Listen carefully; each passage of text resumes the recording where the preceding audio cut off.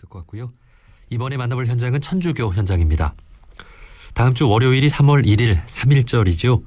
1919년 3월 1일 한민족이 일본의 식민 통치에 한거하고 민족 대표들이 독립선언서를 발표하면서 한국의 독립의사를 세계 만방에 알린 날입니다. 독립 이후 75년이 지났지만 일제 식민 통치의 아픔은 여전히 치유되지 못하고 있는데요. 대표적인 것이 일본군 위안부 피해 할머니들이 버젓이 살아있음에도 일본이 그 잘못을 부정하고 있는 거죠. 천주교 의정부 교구는 3.1절 당일 정동 프란치스코 회관에서 일본군 위안부 문제의 정의로운 해결을 위한 미사를 봉헌합니다. 자세한 이야기 들어보죠. 천주교 의정부 교구 정의평화위원회 박진균 사무국장님 연결돼 있습니다. 사무국장님 안녕하세요. 네, 안녕하세요. 네, 반갑습니다. 자, 이제 다음 주 월요일이 3.1절인데요. 뜻깊은 미사를 준비하고 계시다고요? 네, 다음 1일에 오후 4시에 일본군 위안부 문제의 정의로운 해결을 위한 미사를 봉헌하게 되었습니다. 물론 방역 지침을 지키면서 진행되고요. 온라인으로도 중계하여 참여하실 수 있게 할 예정입니다. 네. 자, 이 3.1절을 맞아서 일본군 위안부 문제의 정의로운 해결을 위한 미사를 이렇게 준비하고 계시는데요. 어떤 또 이유가 있을까요? 네, 원래 이 미사가 시작하게 된 계기가 2015년 12월에 한일 정부 간의 기습적인 합의 강행, 그 피해자 할머니와 국민들 의사와는 반대해야 되는 합의가 진행되면서 시작되었습니다. 그래서 미사와 행동을 준비하면서 한일 일본군 위안부 합의 무효와 정의로운 해결을 위한 천주교 전국 행동이라는 이름으로 천주교회에서 각 교구 정의평화위원회, 남자 여자 수도자 장상 협의회 연합회 그리고 평신도 단체들이 연대하게 되었고요. 이후로 이제 3월 1일에는 일본군 위안부 문제의 정의로운 해결을 위한 미사와 그리고 8월 14일에는 세계 일본군 위안부 기림의 미사를 함께 준비하면서 이 시대의 어려운 이웃들과 함께하는 이런 자리를 계속해서 진행해 나가게 되었습니다. 네, 그렇군요. 이제 일본군 위안부 피해 생존자가 15분이 남아 계시다고 하는데요. 시간이 많이 남아있지 않은 상황입니다. 앞으로 어떤 노력이 좀 필요하다고 보십니까? 저는 요즘 두 가지 사회의 모습을 보고 있습니다. 하나는 한 외국 대학 교수가 외국대 주장이 담긴 논문으로 막 문제가 되고 있는 걸 보고 있는데요. 네. 이 서론에서 알 수 있는 사실은 아무리 역사 사실이 당사자 증언으로 확보되고 여러 증거들로 증명되더라도 가해자의 진실한 반성 없이는 언제든 집단 이익을 위해서 사실이 위축되고 변제될 수 있다는 사실입니다. 그래서 가해자의 진실한 반성이 전제되지 않는다면 역사의 진실을 알리고 전하는 노력은 진실을 지키고자 하는 이들에게 늘 항상 유지되어야 한다는 점이죠.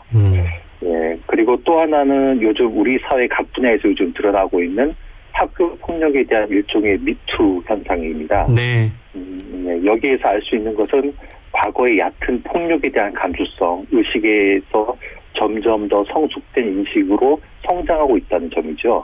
그래서 개인적, 구조적, 국가적 폭력에 대해 이제는 더 이상 좌시하지 않고 목소리를 내는 각각의 개인들이 늘어나고 있다는 점은 예전 국가의 정책이나 국가의 외교적 문제로만 풀어내는 문제들을 행동하고 연대하는 개인들이 당사자의 자세로 여러 다양한 방식으로 풀어갈 힘들이 길러지고 있다는 사실입니다. 네. 그래서 과거의 한 할머니의 가슴 아픈 이야기를 넘어서 반복되어서는 안 되는 폭력과의 단절을 우리 모두의 다짐으로 이제 자신의 문제로 함께 노력할 수 있으면 좋겠습니다. 네, 네.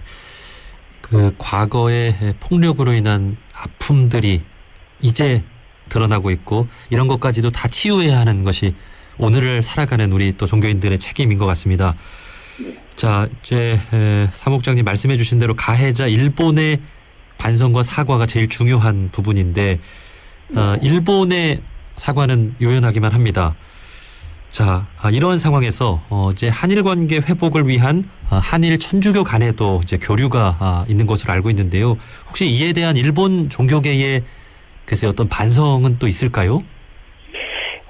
이게 제가 이제 말씀드릴 수 있는 거는 이제 여러 종교계를 다 아우러서 말씀하기가 어려울 것 같고, 일단 주목할 것들은 올해 7월 2일 날 한일 화해 평화 플랫폼이라는 그 한일 시민단체와 종교인들이 함께 모이는 그런 그 어떤 그룹들이 만들어졌고요. 예. 그리고 이제 한국과 일본 천주교회는 원래 오랫동안 이제 뭐 공통된 사회 문제, 특히 뭐 핵 문제를 위시한 환경 문제, 그리고 과거사 문제, 특히 과거사 문제에 관련해서는 2019년도 뭐 3.1절 100주년 담화나 아니면 강제징용 변호과 관련해서 일본에서 수출 대안을 걸었을 때 뭐 한일 정부 관계 화해를 위한 담화문을 일본 주교회 정의평화회 이름으로 발표했습니다.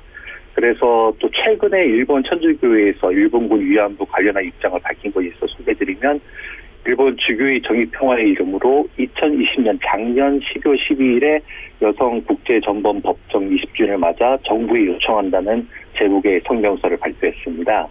네, 성명서를 인용하면 일본 사회는 일본군 위안부 문제를 해결하기는커녕 이 문제가 한일 관계를 악화시키는 요인으로 생각하고 있다라고 하면서 위안부 제도는 국가적 범죄로 일본 정부는 사실을 은폐하거나 끝난 일이라며 망각하기보다는 이 음지의 역사를 계승해야 한다고 밝히고 일본 정부에 대해서도 일본군 위안부 제도가 본질적으로 국가가 인정한 성폭력과 노예였음을 인정하고 피해자와 직접 만나 피해자가 원하는 형태로 사죄하고 피해자가 원하는 형태로 배상해야 한다고 성명서를 냈습니다. 네. 그래서 이를 통해서 알 수 있듯이 일본 천주교의 공식 입장은 한국의 입장과 배를 같이 하고 있습니다. 네.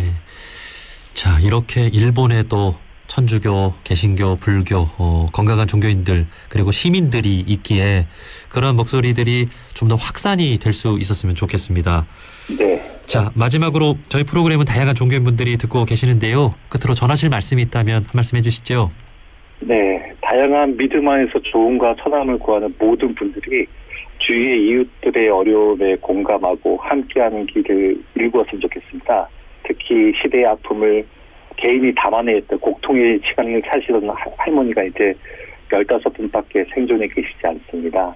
아직도 답답한 시간들과 왜곡된 목소리가 가셔지고 있지 않은데요. 그래도 이런 어둡고 괴로운 시간에서 화해와 치유의 시간으로 변화시키는 힘들이 결국 우리들 자신들의 조금씩 나누는 마음들, 시간에서 있지 않을까 생각합니다. 그래서 조금 더 일본군 위안부 문제의 정의로운 해결에 관심을 가져주시고 이러한 관심을 통해서 정의로운 지역의 역사를 보존하고 폭력을 넘어선 평화의 길로 모두 함께 나설 수 있기를 희망해 봅니다. 예. 3.1절을 맞아서 이제 천주교에서도 소중한 미사를 이렇게 마련을 해주셔서 감사를 드립니다. 자, 천주교 의정부교구 정의평화위원회 박진균 사무국장님이었습니다. 사무국장님 고맙습니다.